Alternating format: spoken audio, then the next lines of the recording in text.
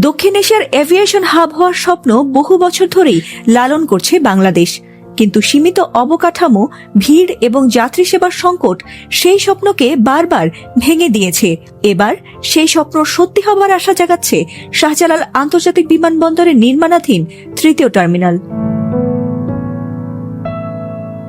ঢাকার এই বিমানবন্দরে প্রতিদিন গড়ে ৩০,০০০-এর বেশি যাত্রী যাতায়াত করেন, কিন্তু সীমিত টার্মিনাল আর দুর্বল সেবার কারণে এই বিশাল চাপ সামলানো প্রায় অসম্ভব হয়ে দাঁড়িয়েছে।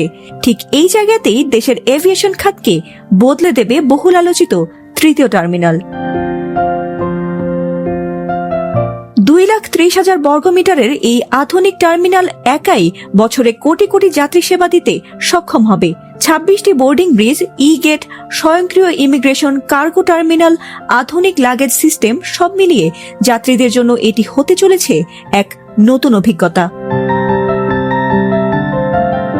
তবে এবার টার্মিনালটির আধুনিক গ্রাউন্ড হ্যান্ডেলিং সুবিধা এখন আলোচনার কেন্দ্রবিন্দুতে রয়েছে।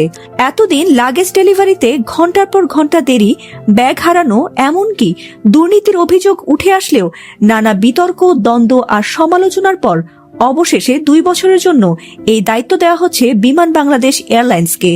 রাষ্ট্রীয় এই সংস্থার জন্য এটি একদিকে যেমন সুযোগ, অন্যদিকে কঠিন পরীক্ষা, কারণ এতদিন লাগেজ বিলম্ব আর দুর্বল সেবার কারণে যাত্রীদের অভিযোগের তীর ছিল সরাসরি তাদের দিকেই।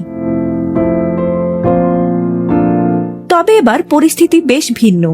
আধুনিক যন্ত্রপাতি, স্বয়ংক্রিয় luggage belt, high loader, pushback tractor সহ সবকিছুই ইতোমধ্যে তারা সংগ্রহ করেছে এবং দাবি করছে এবার আর যাত্রীদের কোনো কষ্ট হবে না।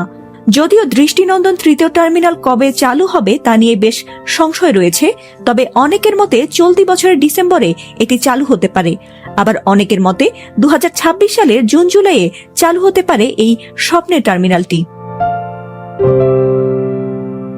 বিশ্লেষকদের মতে তৃতীয় টার্মিনাল সফলভাবে চালু হলে শুধু বাংলাদেশের ভাবমূর্তি উজ্জ্বল হবে না, বরং এটি আঞ্চলিক এভিয়েশন হাব হওয়ার স্বপ্নকে বাস্তবে রূপ দিতে পারবে। তবে ব্যর্থ হলে সমালোচনা আরো তীব্র হবে এবং ক্ষতিগ্রস্ত হবে দেশের এভিয়েশন ইমেজ।